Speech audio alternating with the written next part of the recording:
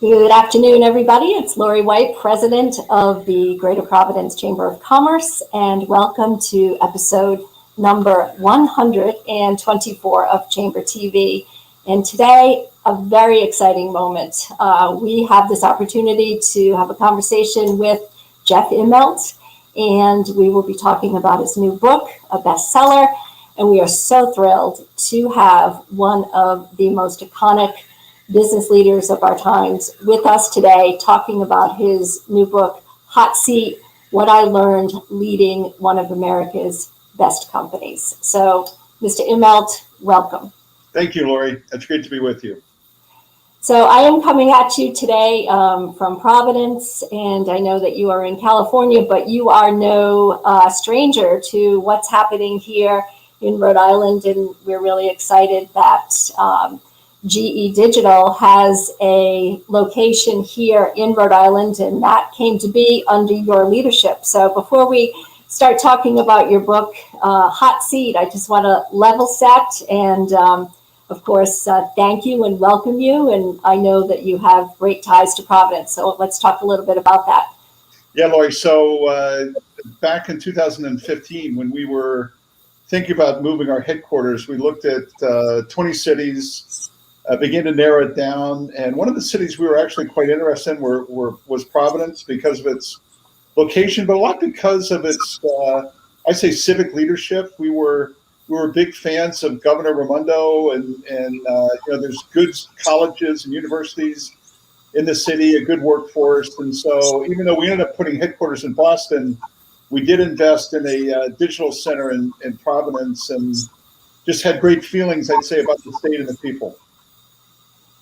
Absolutely. And our Commerce Secretary, Stephen Pryor, has shared with us that the feelings were so great among the GE team about what Rhode Island had to offer, that's how the GE Digital space came to be in the city. So I trust that you may have visited GE Digital in our Providence. Yeah, absolutely. Yeah. It's a great facility. It's a good team. Like I said, we were, I think it's not good for Rhode Island, but it's great for the country that Governor Raimondo is now Secretary of Commerce. And I'd say beyond that, Laurie, I'm kind of in Silicon Valley now, but I think post-COVID, there's going to be growth in cities other than, let's say, San Francisco for software developers and software companies. And so I think Providence may be surprised that they get maybe some growth that comes out of tech companies that don't want to have so many people just in these big cities around the country. Absolutely. The notion of working remote, we feel, does in fact, could potentially pay great dividends to states like Rhode Island, where the quality of life is truly extraordinary. So that's an economic development strategy that we will be working on, and we will be working with Governor Raimondo to continue to be able to have a pipeline to some of the thought leaders around this country and around the world. Gina has to keep you on her heart, right? So even though she's got 49 other states, I'm sure she's proud of her association with Rhode Island. Absolutely. So let's talk about your book, Hot Seat, What I Learned Leading a Great American Company, which came out a few months ago. And I have to tell you, I was riveted. I loved every minute of it. I listened to it on Audible. In fact, I listened to a couple of the chapters twice because I thought there was so much there that we could all learn from. And I wanted to begin by asking you to reflect a little bit on some of the forces within yourself that allowed you, and I say allowed you because I know that your story is very raw, it's very poignant, it's very personal for you, but the forces that allowed you and propelled you to, in fact, write this book. Yeah, that's a really great question, Laurie. I would say I needed time to think after I retired. The end of my career didn't happen exactly the way I wanted it to, but I don't blame anybody but myself. I really wanted to hold myself accountable, and I wanted to think. And so I hired a co-author in 2018. She spoke to 75 people kind of around the GE system, people that I worked with. And what I wanted to do was kind of tell a story about leadership, tell a story about things that worked and things that didn't work. And I guess at the end of the day, I was propelled by two thoughts. One is that it's a complicated story, and I felt like I needed to tell it completely on behalf of the great men and women that I worked with, that I truly loved and respected, and always gave their best and did a lot of great things. But I also felt like in the post-COVID era that all leadership is crisis leadership. And I felt like we had a story to tell that people could learn from. I teach second-year business school students here in California, and I find that they don't want like the 7 golden rules of leadership, and they don't believe every story has a happy ending. They want stories of things that work and things that didn't work, and that's what we try to put in the book. So I would say basically, I wanted to tell on behalf of the people I worked with, but more broadly, I felt like there were things that we learned together that others can learn from as they lead in this volatile world.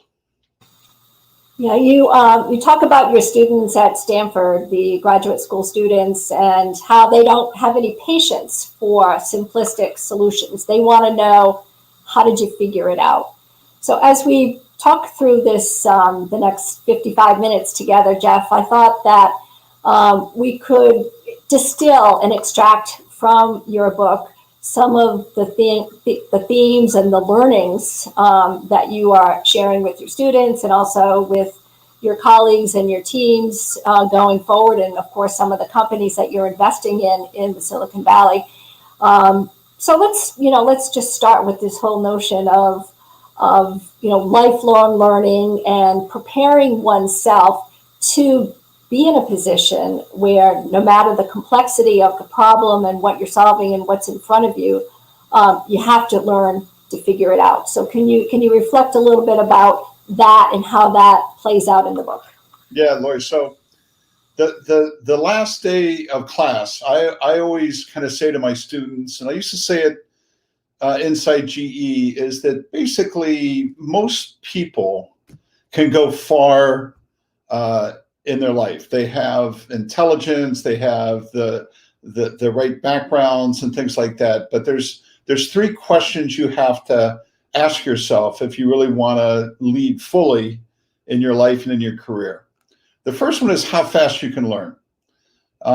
Basically, you're never as ignorant as you are today, right? You should be getting smarter every day. I had things that I had to figure out on my own. When I joined GE in 1982, I had no idea that my life and my business career would encompass countries like China, that I'd have to learn how to compete or how to sell there.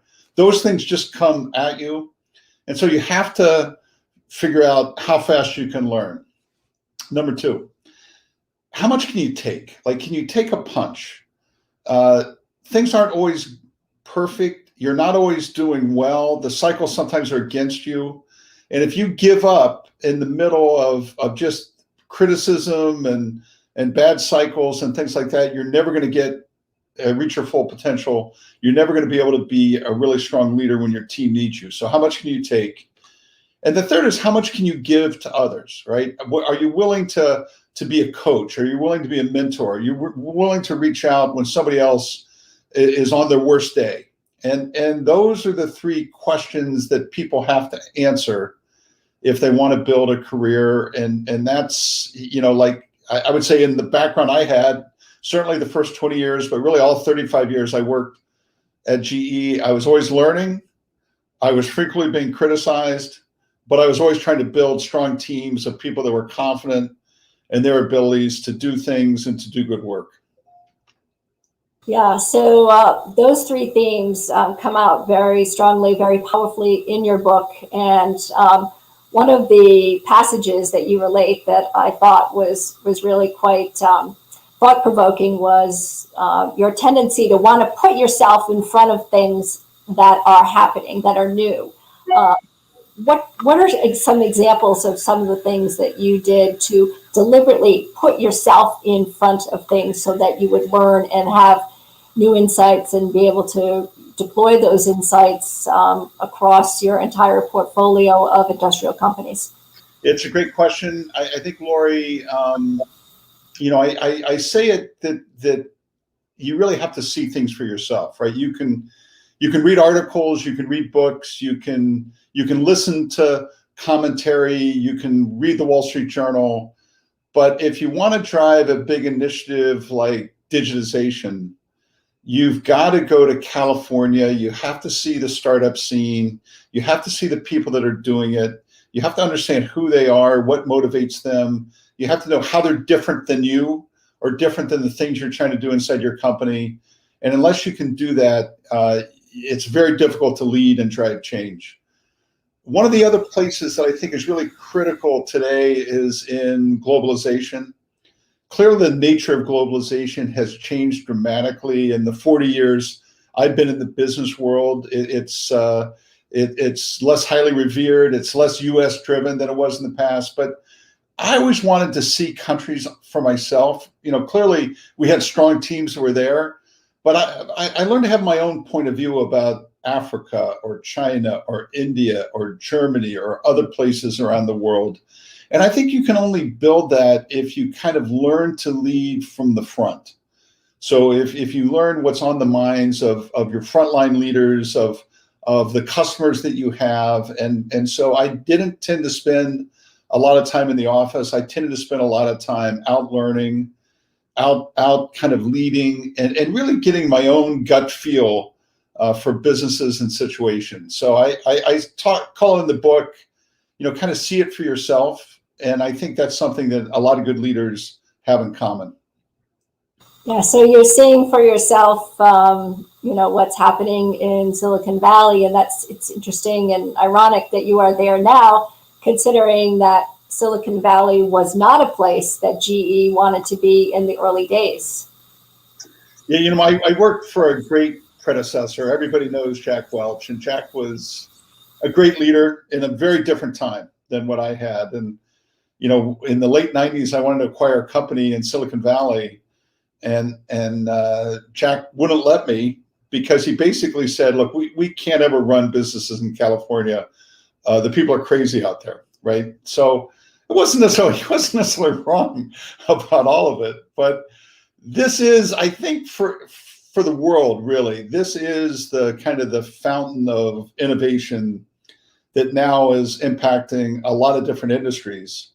And when I retired, we had lived all over the place, my wife and I kind of convinced her to move out here for a while to kind of see what it was like, see what I could learn. I wanted to kind of see the startup scene. And, looking back, Laurie, I wish I had taken a sabbatical kind of in the 90s sometime. Not that I wanted GE to be a startup, but just to understand where technology was going. So I'm convinced that every legacy company, you don't need to be a startup, but you need to see where innovation is coming from. And I think it's only accelerating. So I think this is more important today than ever before. Let's take a step back. You were chairman and CEO of General Electric for 16 years. You took over after the Jack Welch era when he was declared the CEO of the century. You had big shoes to fill, admittedly. But when you came into the role, you identified a few priorities that you thought were imperative for the next iteration of GE. And among those was to improve its technology, improve its global footprint and enhance it, and also to become a more diverse company. So can you tell us a little bit about how, when you came into the role, how did you identify those aspects, and what would somebody else, running their own business that might be listening today, can you help shed some light on how that process works about what do you do when you're taking over and you need to identify and you want to identify and put your own stamp on the enterprise? Yeah, so I joined GE in 1982 and worked my way kind of up through the system. I learned so much from working for Jack Welch, but it was basically an American company. The biggest growth engine we had was financial services over that time period. And I would say kind of our convening thought was really one of management practices as being the thing that held us together, that we wanted to be best at, all of which was really kind of all important. It wasn't that they were unimportant, but as I was taking over, I kind of felt like there was a different world that was evolving. So remember where I came from. I spent most of my career in GE's plastics business and the healthcare business, both of which were technology-based and very global in nature. So I kind of, over the decade of the 90s, I could see some of our technology kind of slipping away in the context of, really wanting to be a technical leader. Like I said, we were an extremely American company in that time period. And so I think for people that are taking over, you need to, your team doesn't expect you to have all the answers, but you need to have a point of view of where you want to go first, right? You need to have a little bit of a clue of like what you want to lean into. And like you said, I thought technology, globalization, customer focus, and diversity, these four things, I more or less knew I wanted to lean into kind of taking over for the company. Now, when you take over for an iconic leader like Jack, it's not like you're going to walk in, really, I filled thousands of jobs in my career. 90% of the time, the person comes in and at least for a little while, trashes the person before. When you follow a guy like Jack, you don't do that, right? You don't come in and say, look, everything's broken. I'm here to fix it. You kind of need to get momentum going and drive change every day without ever saying anything was ever wrong. That's the trick. Now, the last thing I would say, Laurie, I started so I knew kind of the initiatives. And then what I started doing is putting trusted leaders kind of responsible for those initiatives. And one of those is your very own Scott Donnelly, right? So Scott and I had worked together in the healthcare business. I wanted Scott to be our chief technology officer at the research center, which he was. And then I put him in charge of GE's aviation business. But Scott was kind of the prototype of the kind of leaders that I wanted to run the next generation of GE. The generation I grew up in was largely driven by people with finance backgrounds. Scott was a master's degree in engineering, a technical CEO leader. And that was pretty much the prototype of what I wanted to put in place, kind of going forward in the company. So have a point of view. You have to decide your own commentary as to how you drive change. In my case, I just said to people, look, nobody cares what we did in the past. Let's go forward in the future. And then start installing the kinds of people that you think can drive the change with you as time goes on. And some of those people I ended up working with for 15 or 16 years, Beth Comstock and David Joyce. Some went on to be highly successful like Scott did. But I wanted kind of outward-facing, innovative technology-type leaders to take us forward into the future. So you're referring to Scott Donnelly, who is the CEO of our own Textron, and right. In your book, you talk about, in the succession run-up, as you were nearing the end of your tenure, you were kind of reflecting on the talent that you had within GE, but also you were lamenting that, we let some good people get away from us. And you mentioned Scott Donnelly, so I thought that was, interesting, given the fact that he has had such an amazing run here at Rhode Island-based Textron. He's an amazing guy, Laurie. He was, look, you never like losing people like Scott. So you have to have your head examined. But Scott, he wasn't running away from GE. He was running to a great opportunity. I knew Textron well. I thought Scott was perfect for Textron. When people go to do really good jobs, you have to be happy for him. And Scott and I remain friends today. And then when I was getting ready to retire myself, I looked back to some of the old GE alumni to kind of think through who might be best. And Scott was one of the people that certainly came to mind. But he's done a great job at Textron, and he's a really amazing, really a strong leader. Okay, so let's continue on our journey, if you will. So you come into the role, you've identified 3 or 4 points of view that you want to bring to the company. What were some of the tactics that you used to socialize these ideas, if you will?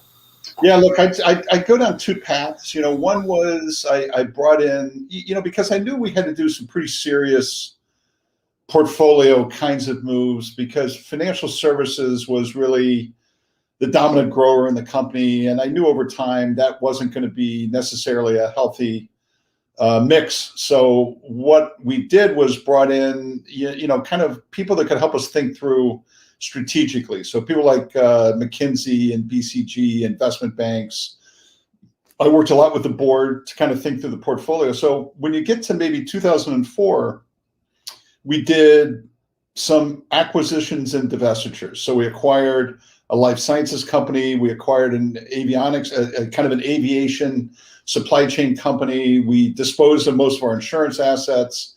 So we were beginning to kind of, I would say, parse through what should stay, what should go, how to think about the portfolio, and take the company forward. And that's always in a conglomerate an important aspect to do. At the same time, I had a woman that I worked with named Beth Comstock, who was, I would say, more outward looking, more externally focused, and really had a pretty good sense of where market trends were going. And I wanted the company to start, kind of leaning out and be more engaging to kind of the world we lived in. And roughly in the same time period, we launched an initiative called Eco-Imagination, which is really a clean tech initiative. But we were early. This was maybe 2005. And we basically said, look, we're gonna increase investments in clean tech. We're gonna launch products like wind turbines and hybrid locomotives and technologies that we feel like can help us continue to grow, but also work on pollution reduction and being relevant more broadly. And so, I'd say over those years, we were kind of making the company more relevant, more high tech. And I had put some big markers out there in terms of the level of growth we wanted to achieve in China and India in particular. So we wanted to kind of really make sure that the countries that were growing very rapidly, that we wanted the GE to be very relevant in those countries. And there used to be a phrase called BRICS, which was Brazil, Russia, India, China. And we, as being really super fast growth economies, and they were. And particularly in India and China, I wanted to make sure that GE had leadership positions in those businesses. So very quickly, we reinvested. We kind of directed the company more to the marketplace, and we globally made some big bets in China and India.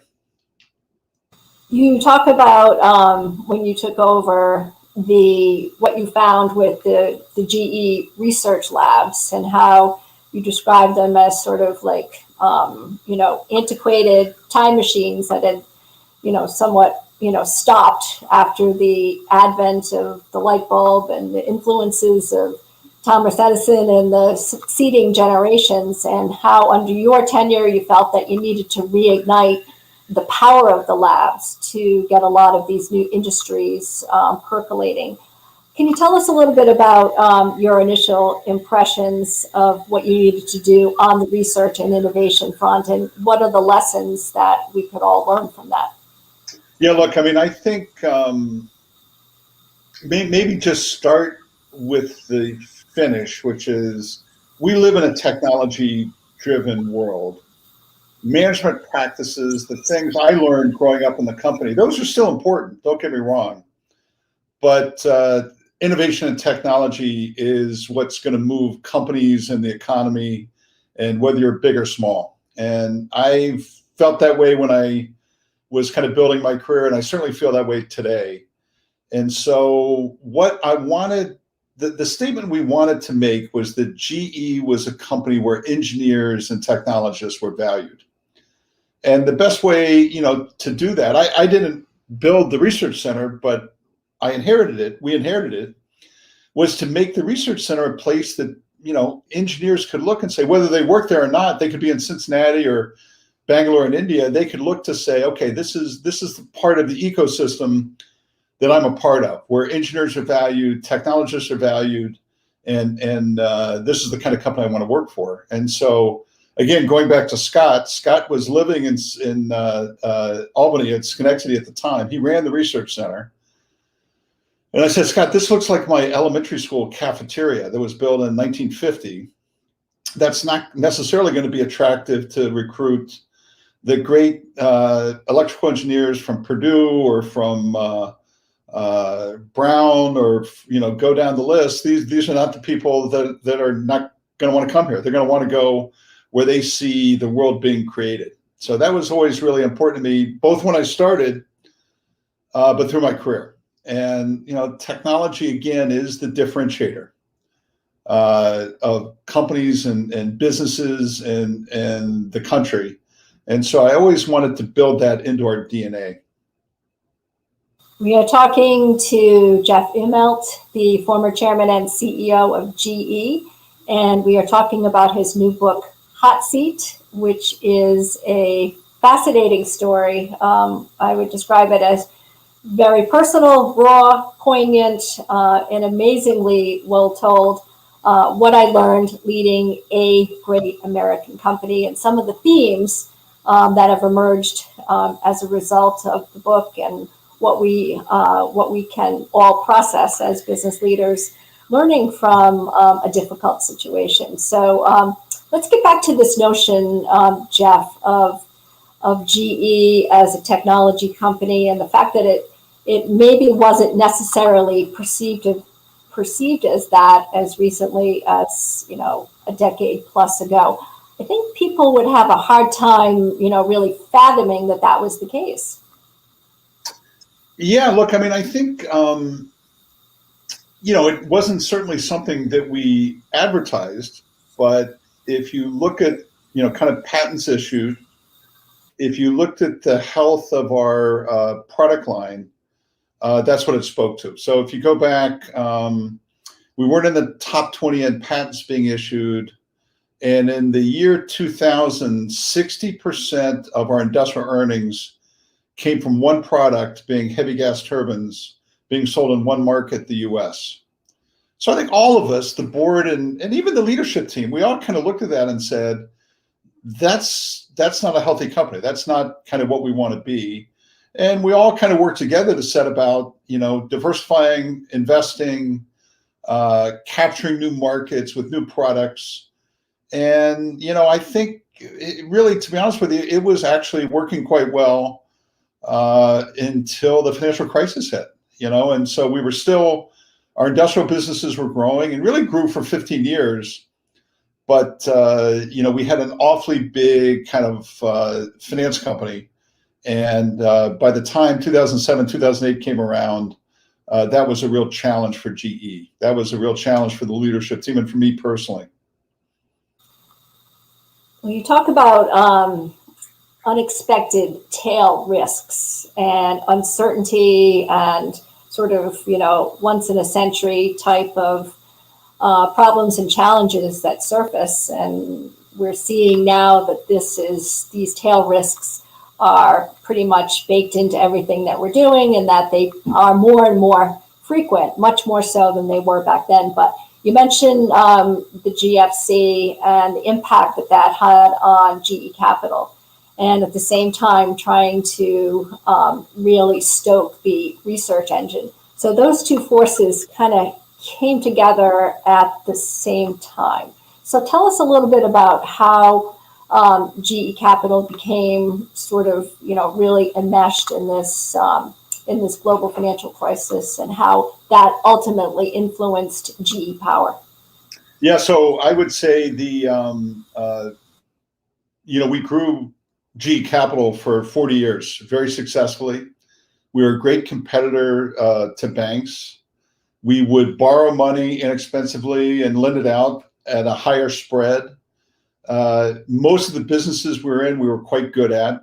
And, it fueled most of the company's growth in the 1990s and continued to grow in 2000s. And, what I say in the book is that, one of the things looking back that I would have certainly done differently was reframe the mix of the company between financial services and industrial earlier than I did. And what happened in 2007 and 8 is we were just too big. It wasn't that we were doing necessarily foolish things or things that other banks got in trouble for, but we were awfully big at the time Lehman Brothers went bankrupt. And this was just a moment in time when being big and being in financial services and being, what's called a finance company. So you actually have to borrow money in the public markets. That was a very difficult business model to have at exactly that moment.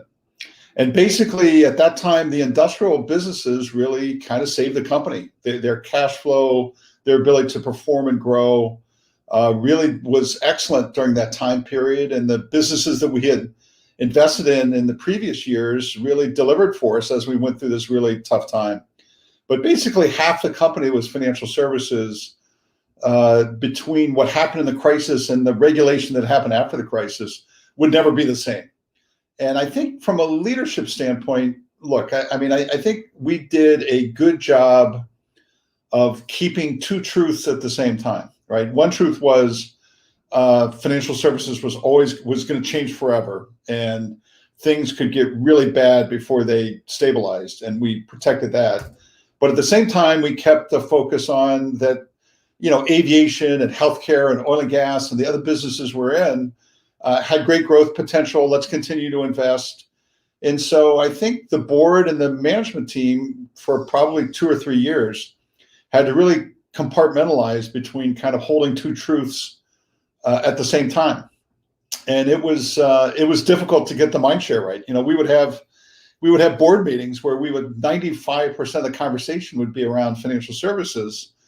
And then the last 30 minutes, I'd say, okay, by the way, team, we got an aviation business, a healthcare business, a media business that we're also investing in. And, there's times when it's great to be a big public conglomerate, but when you're in the middle of a stormy sea, it's hard to kind of keep everything balanced and going when you're in the kind of chop that you're in during a tail risk event like COVID or 9/11 or the financial crisis. And so that's kind of the way, Laurie, we traversed the very difficult years of kind of 2007, 8, 9, 10. So it was described as the tail wagging the dog for GE until, using the profits, the immense profits that were spun off by GE Capital to then reinvest in the industrial side of the business, which again, began to yield a bit of a digital play, and using some of the digital assets that you had, in whether it be locomotives or the like, to begin to seed this idea of the digitization and artificial intelligence. So that really came in like 2009 and 10 when we could see the opportunity to build a real, let's say, digital layer around the industrial assets. And that's what spawned the Rhode Island facility and other things we did. But that really, I think, could have opened up a lot of doors for the company as well. If you would, tell the story about the discussions that you had with the industrial leaders overseas around the locomotive, and how they didn't want just information about, predicting, when it was going to fail, but rather they wanted to know where they could, how they could monitor where the locomotive was, and how that sort of ignited in your own mind and the mind of your team about the power of data. Yeah, the change never comes like in 1 minute or 1 day. And our company, kind of how our customers use the assets that we sell them is really most important to earn money for them and for us, what we call services. And so we always viewed kind of our service franchise as the existential value of the company. And what we could see was that increasingly with new technologies like controls, with artificial intelligence, with data and analytics, that we could do a better job predicting where assets were, when they would fail, how they would be positioned, and things like that. And even in industries as old as, let's say, the rail industry, where we had a powerful market share, clients like Burlington Northern or Union Pacific, they would measure a metric called velocity, which was the average miles per hour a locomotive traveled during the day. And the numbers are pathetically low. It's like 22 or 23 miles per hour per day. And they were kind of saying, look, anything you can do that models downtime, that helps understand how traffic flow works, anything you can do to help us with that is just going to be worth an incredible amount of money. So yeah, we want to buy your products. Yeah, we care that they're fuel efficient. But what we really want to do is kind of get outcomes around the metrics that move us.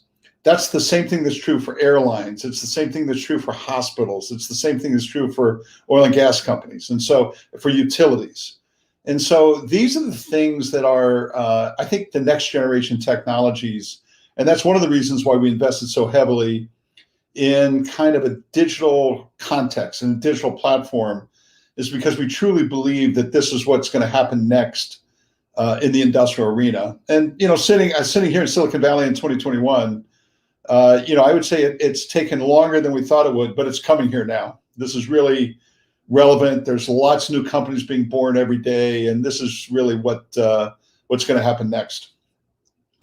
Yeah. So the idea that this idea germinated from spending time on the ground with your customers, and that's a point that you reiterate many times throughout the book, is that you weren't just sitting in Connecticut at headquarters, that you were actually logging miles, and what really fueled you and excited you as a leader was spending time with customers and pulling from them, distilling from them what they were really looking for in the future, and how you would use that as a way to see those ideas within your own. So what are the lessons there for the average business leader? Again, I think, for the people that are a member of the chamber, it's that very few ideas are going to come straight from inside your four walls, right? You're going to have to understand what your customers need.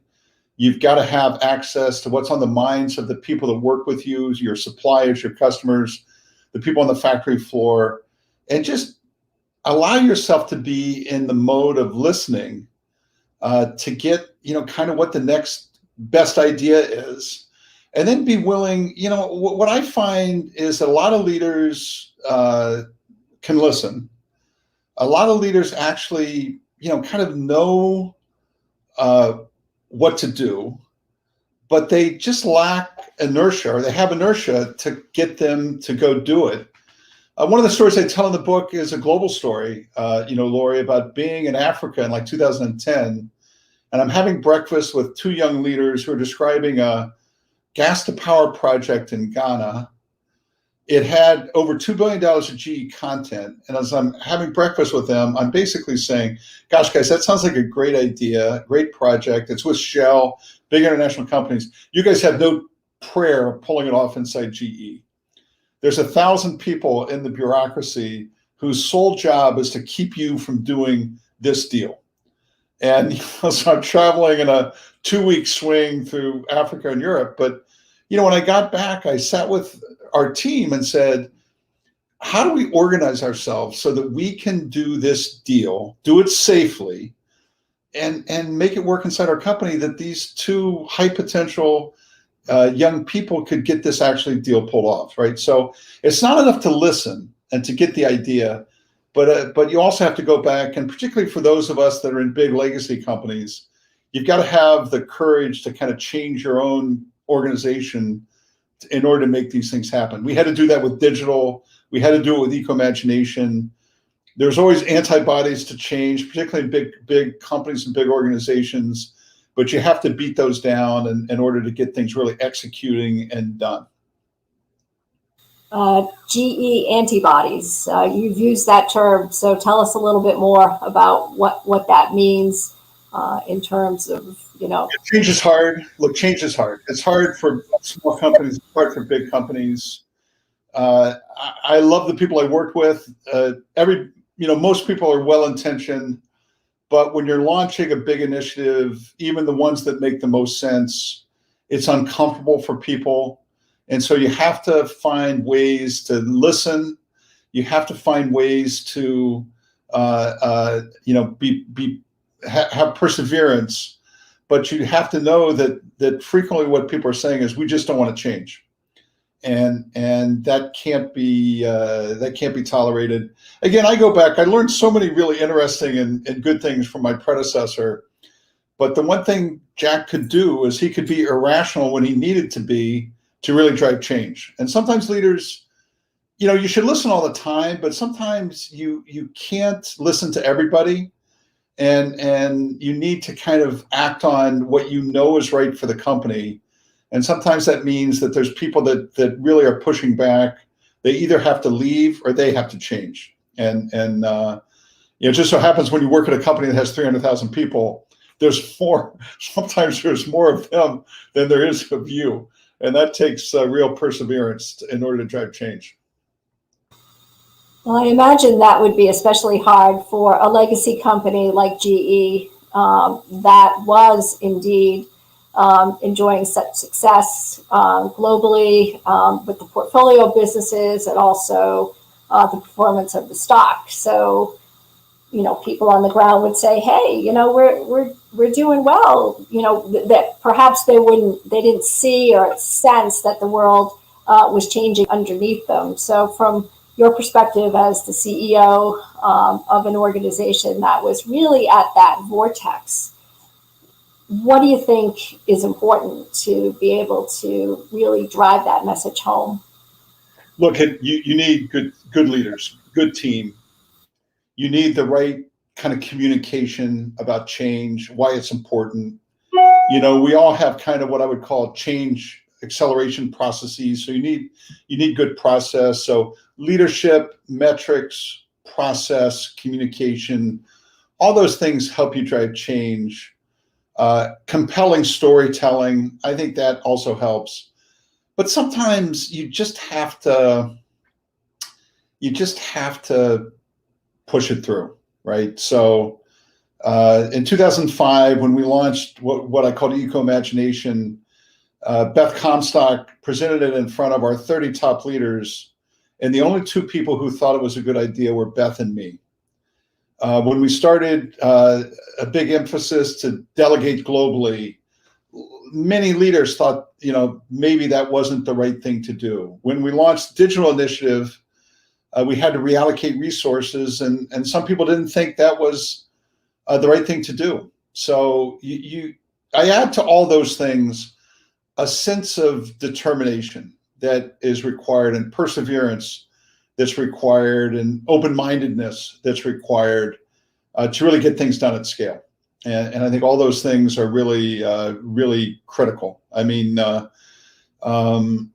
what makes Elon Musk a great leader at Tesla, right? It's not that he's a nice guy necessarily or a great communicator. He just gets stuff done. And I think, sometimes big companies, and even, look, I put myself in this boat. We needed to learn more from some of the people that were building these next generation companies in terms of the ways that how quickly they move, how much determination they have, and how little they tolerate for people that are backsliding. So and I think in the year 2021, this is one of the things that matters most. You mentioned lack of tolerance for people within the company that may be backsliding.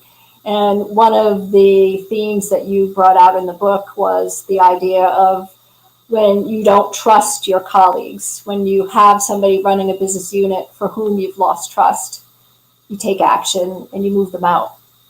Talk a little bit about that.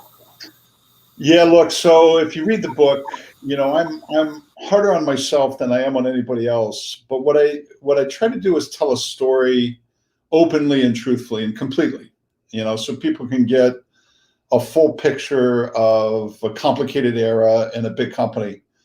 One of the things I say is that, when I was around people I trusted, no crisis was ever too big, right? And the financial crisis in our world was really a catastrophe. It was very hard. It was very hard personally. It was very hard for the company. But everybody in the company was really pulling together. Nobody was pointing fingers.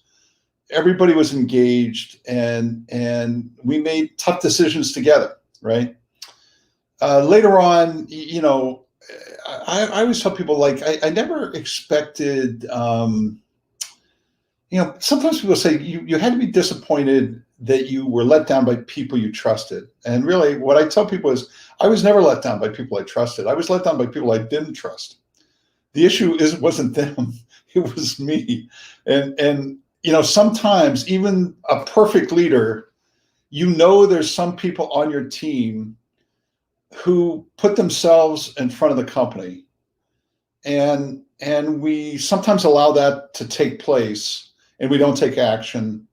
And I would say what I try to reflect in the book is every time I let somebody stay who put themselves ahead of the company, something bad happened. And that's, there's a lesson there, right? Hopefully you don't have to learn it the hard way, but there's a lesson there in terms of leadership. And even the best of us let our guard down every now and then. How does that happen? I think what happens is you get stuck doing other initiatives and you say, I'll get to it. Or in some cases it happens because your board and the CEO sometimes don't agree on who's good and who's not. And everybody thinks that the CEO is all powerful. But sometimes, particularly in a big company, you need a group that has to come up and come to consensus on the key leaders. So I think sometimes you just drive other initiatives, and somebody's business performance can supersede, kind of like some of their personal failings. And sometimes you just don't agree with other people you work with on who's good and who's bad. And I would say both those, can take place, and both those happened over 16 years occasionally to me. I mean, one of the most difficult things is confusing tailwind with good management. And unfortunately, you never know exactly everything you need to know about leaders until times are really tough. So it's either tailwind or tail risk, and being able to see the difference and know the difference. Look, I'd say everybody who's gone through COVID knows more about their leadership team today than they did 18 months ago. And I guarantee you, in every company, there's somebody you thought was good 18 months ago that, having seen them through COVID, you sit there and say, they're not the leader I thought they were. They're not good enough to play on the team. And that's, I think that happens in every organization. Something else that you point to that was notable towards the end of your tenure was the rise of activist investor base, and those activists that, again, perhaps started to stir up some tensions between you and the board about, what the direction of the company should be or could be, or those leaders that should or should not be vested with even more responsibility. Could you address this notion of the activist investor and how that is changing what today's CEOs have to do?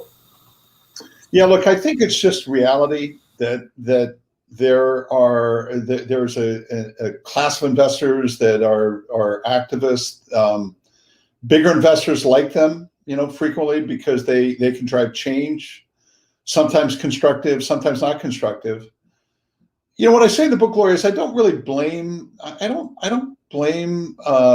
We would have had challenges at the end of my tenure with or without activists. So I think it's really unfair to blame them for that. But I don't think they made navigating it necessarily easier or more helpful to the company or to the investors.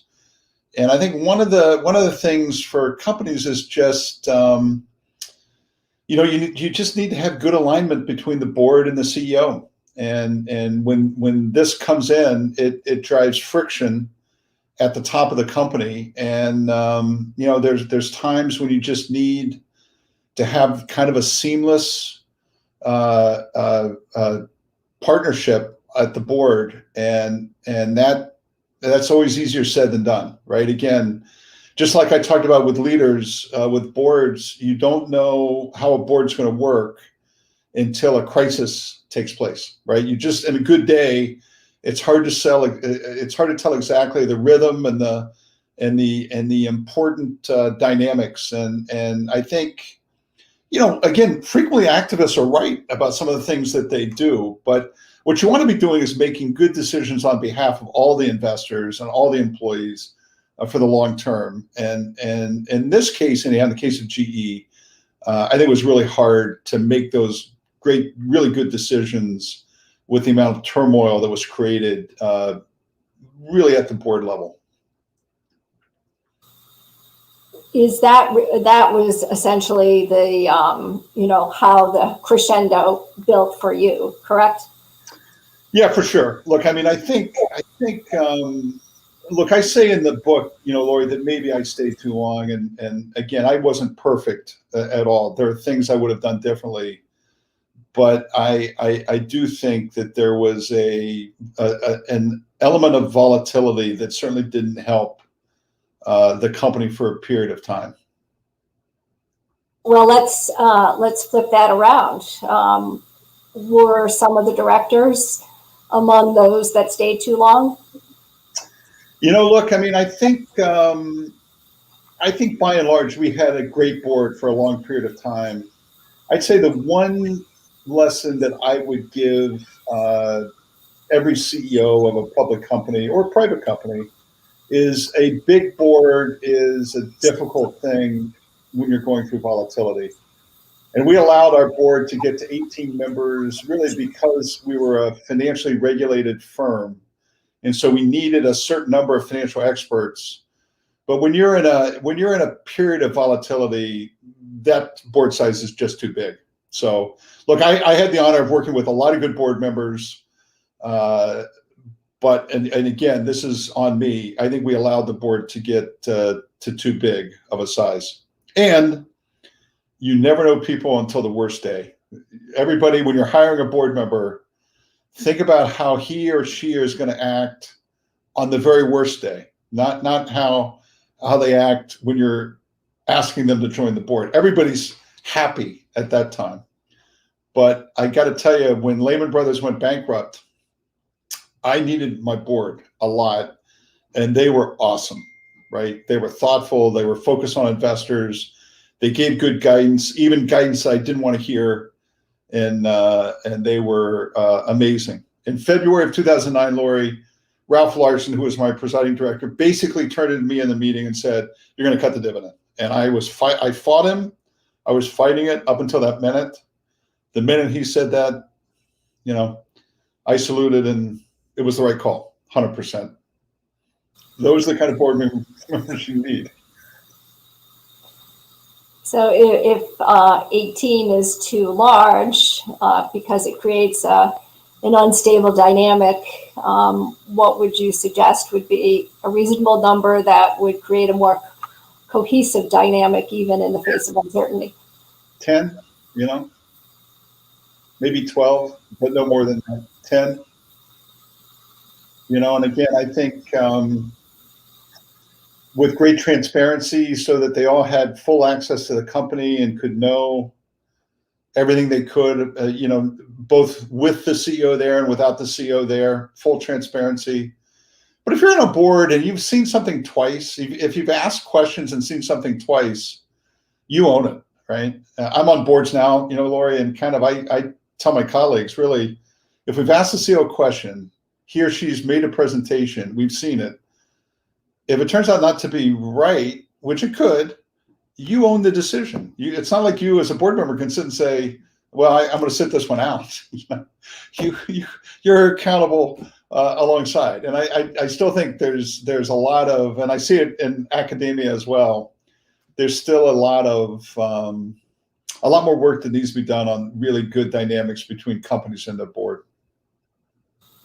You mentioned I can leave that to the Providence Chamber of Commerce to work on that.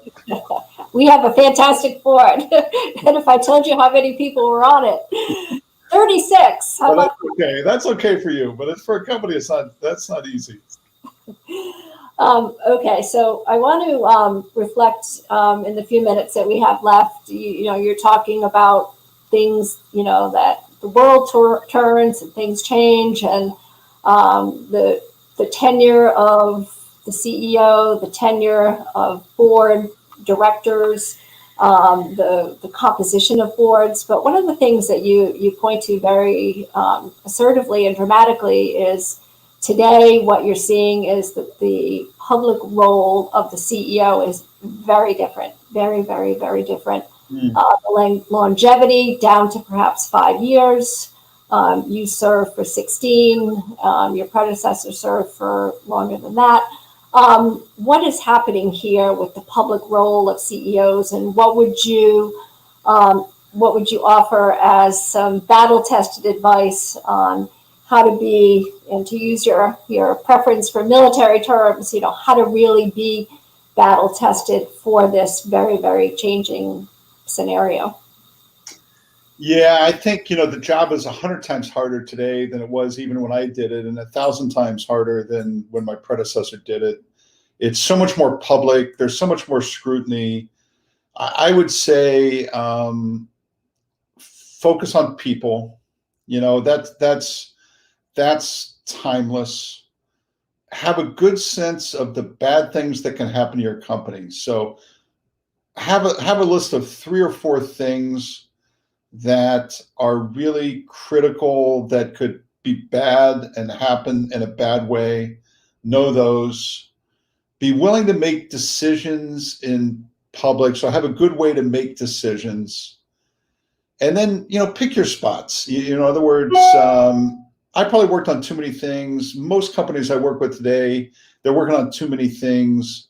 Be more focused on what you're doing internally and outside the company, right? And I think, one of the differences today is that CEOs are expected to speak out much more on social issues, which, I'm fine with, but I don't think every CEO can speak on every issue, right? You need to pick the spots where your voice really can make a difference, where you're passionate about a view, and do that. So people, figure out who you want to be around, figure out the big bad things that can always happen, make decisions, don't worry about making decisions, and pick your spots. Stay focused on things inside and outside the company.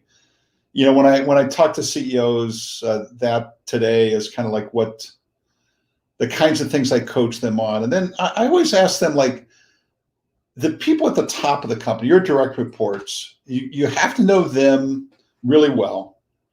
And then the people on the front lines, you have to go, the salesperson, the factory person, the customer service person, what's their life like, right? So if you can get the top and the bottom right, the rest tends to work okay, right? And so I always give them a sense of, like, what's on the mind of the people that work directly for you and the people that work on the front lines. Rarely can CEOs answer both those questions, but I think those are both really important questions to answer.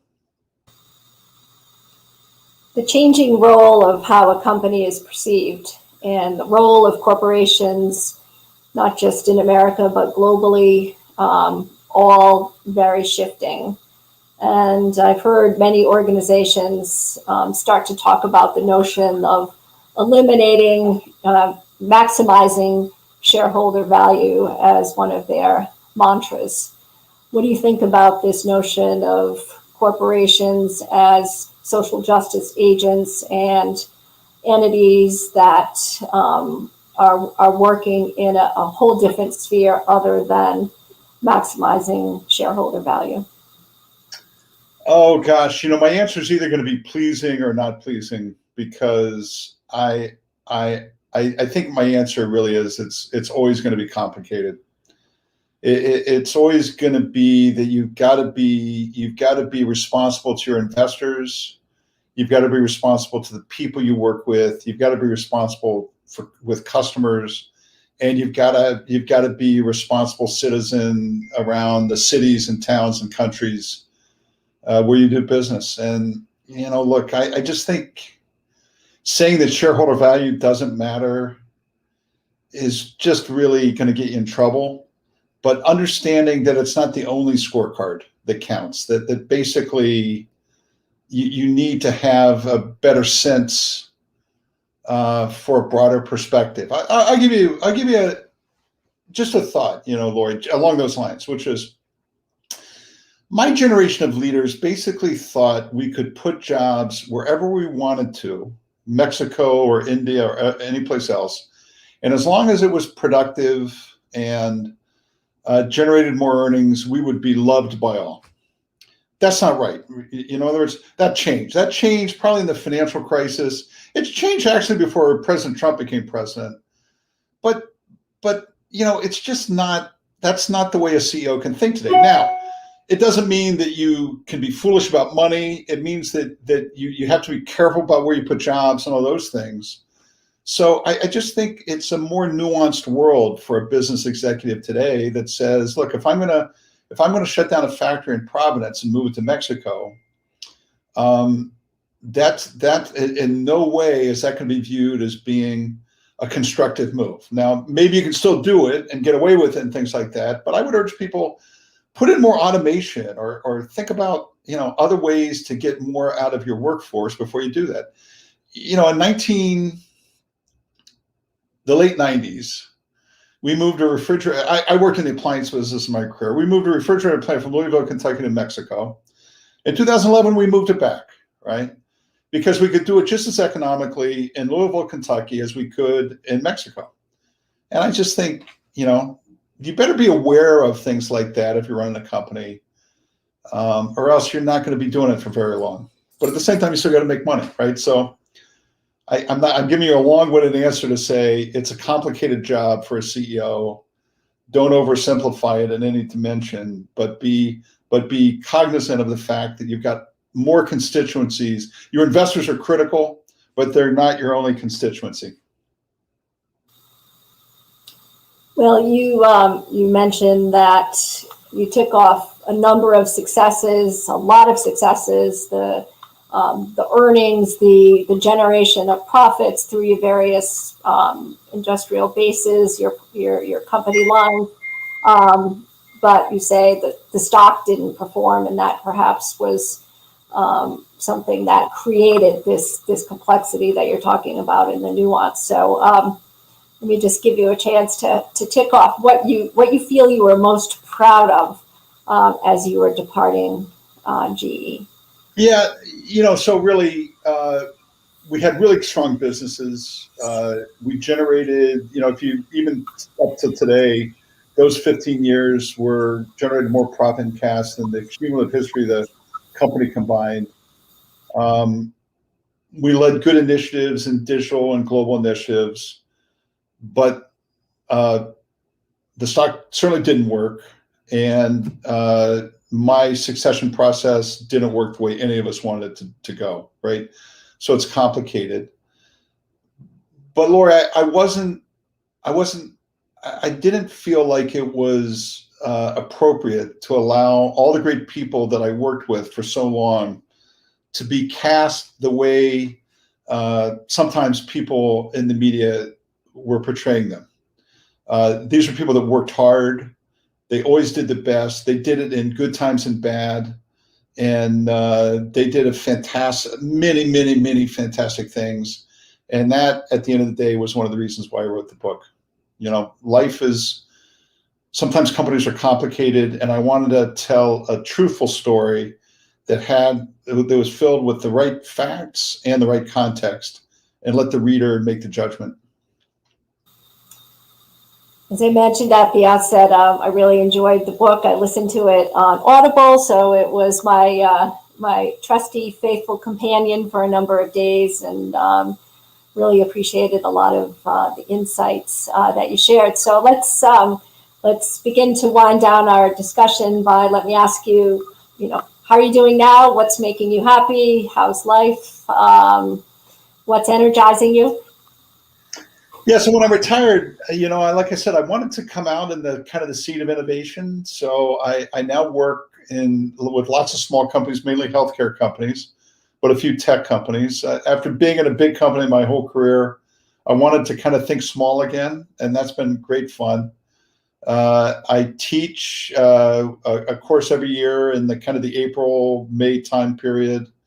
Was at the Stanford Business School, which is great fun. And I think the difference in retirement is you can still work as hard as you want to work, but you basically pick those things that you want to work on. And in that regard, it's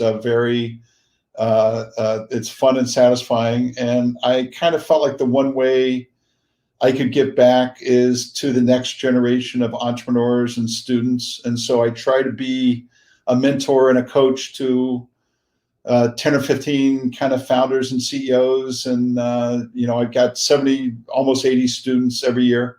And I try to help them kind of get started in their career. And that's one way I can give back.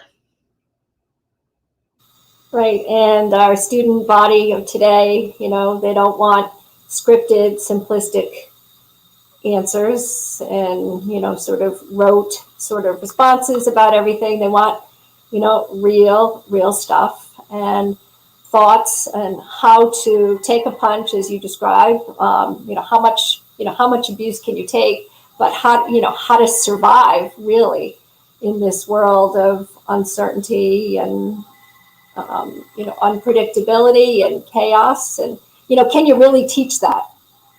I think what you can do is tell stories, right? I think what you can do is tell stories of times and change.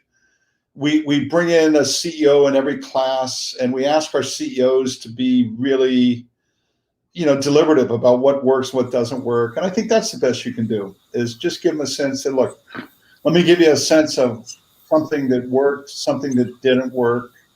Here's how you survive it. And things, if you persevere, things can kind of come out the other side. And I think good storytelling is the best you can do to kind of give them a sense for what their life is more than likely going to be like. Putting on your venture cap, what are some of the hot industries that you're seeing, and what are you looking for in an investment today? Yeah, look, I mean, I think, big companies come from solving big problems.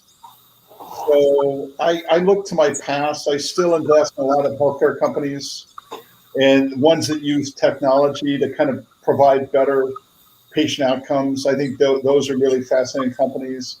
I'm kind of back into the clean tech space again, working around batteries and renewables and things like that. That's quite exciting. And I'll do one or two software companies just because I want to learn how they work. But I'm back. Probably 2/3 of what I do, or 80% of what I do, kind of ties directly to things I did when I was at GE. So I both know the market and the technology and can be helpful to young companies that are trying to grow. Fantastic. So the book is Hot Seat: What I Learned Leading a Great American Company. So tell us where we can buy it, why we should buy it, how you can download it. Yeah, I'd say, look, it's everybody, lots on Amazon, local bookstore. It's Simon & Schuster, so it's got pretty good coverage. It's got an audiobook as well as a hardback book. Why should you buy it? Look, I think it's not a typical business book. It's really raw, right? So if you're sitting in a tough situation, this might make you feel better, or worse. It's a history book, really, in some ways, of the year 2000 through the year let's say 2021. So you get a chance to relive events and kind of think about where you were. And the last thing I would say, Laurie, is like all of us are going through tough cycles right now with COVID, and this might give you one or two ideas about how to lead and persevere through tough times. Well, one of the things that I took from it is that things are so very different, even just a year after we've begun this whole COVID journey. And, the world will never be the same, and certainly business and private industry, and the way shareholders and boards and employees and leaders and constituents and stakeholders, the way we all interact, particularly with all the social justice issues that are so very much prevalent in our world today, that we're essentially rewriting the script, and the need to, rip up the script as we once knew and begin to write a new story, because, you cannot rely on what worked in the past, because as you point out, things are so very different even when you took over from Jack Welch. Yeah, for sure. And only changing faster. Only changing faster. Yeah, for sure. Well, thank you for your time. And I have to ask you, how's that meatball on your left hip? Well, I think everybody has got one tattoo in their future, so I can speak. It's a good thing to do just once, and I did it in 2006, I think. So yeah, I got a tattoo of the GE logo on my left hip, along with my wife's initials and my daughter's initials. I did it when my daughter was a senior in high school because she dared me, and it made me a cool guy, at least for a day. So there you go. You did it when she wasn't looking, and you came home and you surprised her. Surprised her. She screamed. So yeah. Very cool. Well, anyway. Thank you so much for taking the time this afternoon to share some stories and some insights and some fond recollections of your days visiting Providence and interacting with Scott Conley and the GE Digital establishment here in Providence and Governor Gina Raimondo. And I'm glad that we impressed upon you the value of living and working in Rhode Island. So yeah. If we can reciprocate in any way, please let us know. And if you can send any companies or business our way, we would love that as well. Great. Thank you, Laurie. Great to be with you. Thanks for the interview. It's great. Thank you. Bye-bye.